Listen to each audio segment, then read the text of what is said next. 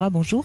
Bonjour Gilles et bonjour Philippe. Bonjour Alors tout Alexandra. d'abord, bonjour. Je vous remercie déjà pour cette merveilleuse émission que je trouve exceptionnelle. Et puis merci Brigitte pour votre bienveillance à chaque fois, tous les jours.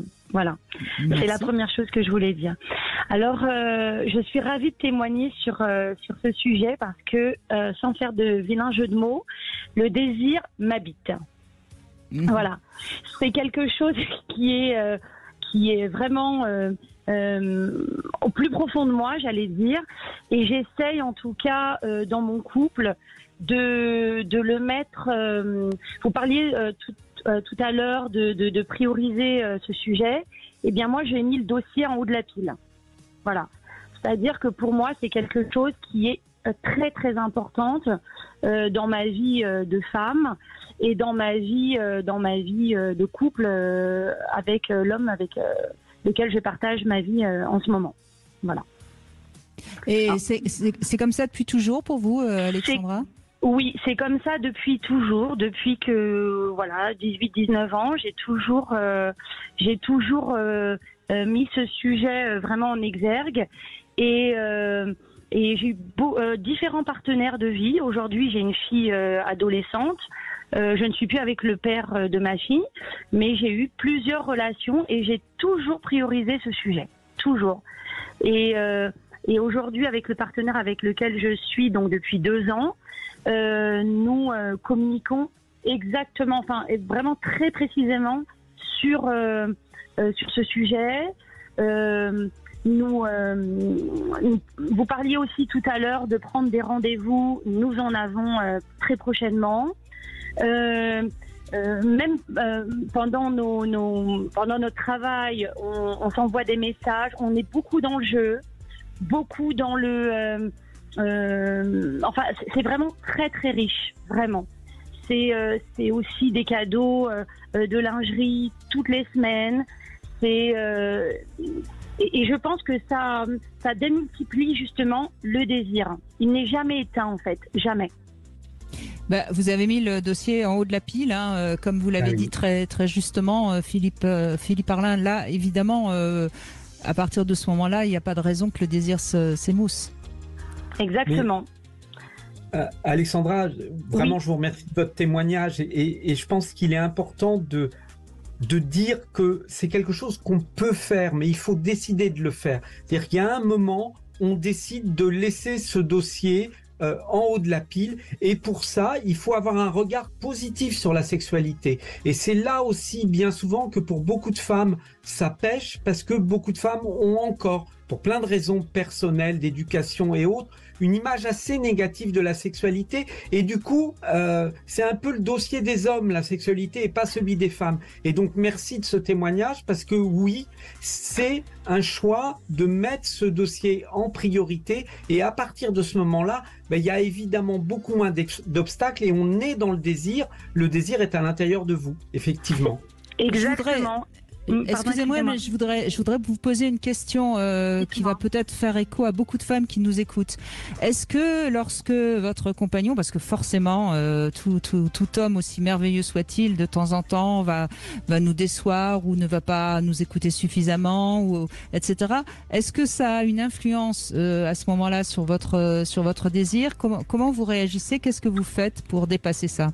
Alors en fait, je prends l'initiative de ce dossier, j'allais dire. C'est-à-dire que je ne permets pas que ce sujet soit mis en berne. Je suis toujours dans la créativité, je suis toujours dans les propositions. Et quand nous travaillons tous les deux, j'ai un poste de direction, lui il a un poste également important. Mais nous n'oublions jamais, en fait, de nous retrouver. C'est-à-dire qu'en fait, il y a toujours, et pourtant je suis mère, je suis femme, mais je le mets toujours en priorité. Un exemple tout bête, même quand je fais la cuisine, je suis en petite lingerie. Tout est prétexte au jeu, tout est prétexte au toucher, à la sensualité, à la communication sexuelle, coquine, les textos qui deviennent des sextos. J'en parle à des amis IES, j'en parle à des amis IS. c'est quelque chose que j'assume sans, j'allais dire, sans exubération, sans forcément, mais toujours avec finesse, mais toujours présent. Et quand mon partenaire, s'éloigne un peu parce que parfois on a des obligations un petit peu professionnelles, je le rattrape assez vite, en fait. D'accord. C'est-à-dire que de toute façon, quoi qu'il se passe, même si vous êtes un petit peu, je dis pas disputé, mais si vous n'étiez pas d'accord sur quelque chose, etc., c'est pas grave. Vous, de toute façon, vous remettez le dossier sexuel sur la table. Exactement. En fait, il n'est jamais en berne, jamais. C'est vraiment une priorité pour nous deux et on communique beaucoup. C'est-à-dire que même par rapport aux fantasmes, par exemple, on les vit ensemble. On les vit ensemble, on les partage ensemble et on a du plaisir.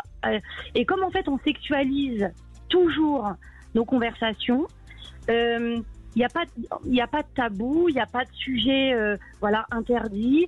Il y a pas de, on en parle complètement librement, comme si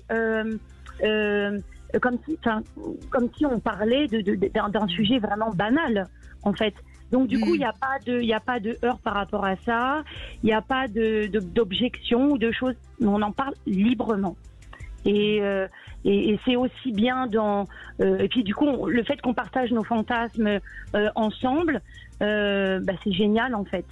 Vous parliez tout à l'heure de jeux, oui, on fait des jeux de rôle, j'en propose. On se vous voit, c'est très intéressant également, ça donne aussi une autre dimension. J'ai un partenaire qui est fétichiste, donc ça apporte encore plus de magie et de finesse. Deux esthètes, qui se rencontrent. Et je trouve que c'est très joli à mettre en œuvre. Écoutez, évidemment, beaucoup de personnes à vous écouter doivent se dire « Oh là là, mais c'est fatigant, ça doit être je crois. » En fait, c'est pas si fatigant que ça. Je pense qu'en fait, il faut un peu habiter le personnage et s'autoriser des choses en tant que femme et essayer peut-être de dissocier justement ce côté un petit peu femme, vous savez, cet archétype de la mère et de la putain en fait, et puis assumer un petit peu ce rôle. Et puis le dissocier ou l'associer, pourquoi pas habiter. Oui, mais moi ce que je trouve intéressant dans votre témoignage, c'est que vous avez choisi, c'est-à-dire vous avez décidé que ce serait la chose la plus essentielle dans votre vie et vous mettez tout en œuvre pour que ça le reste. Et c'est votre choix et c'est pour ça que ça marche d'ailleurs, parce que c'est un vrai choix. Mais c'est pas un choix pour garder l'autre, c'est pas un choix pour non, c'est un choix comme d'autres vont mettre le choix de devenir le meilleur sportif de je ne sais quoi. Donc voilà, maintenant c'est vrai que c'est quand même assez rare d'entendre ça à ce point-là et donc je suis ravie qu'on conclue avec vous, Alexandre.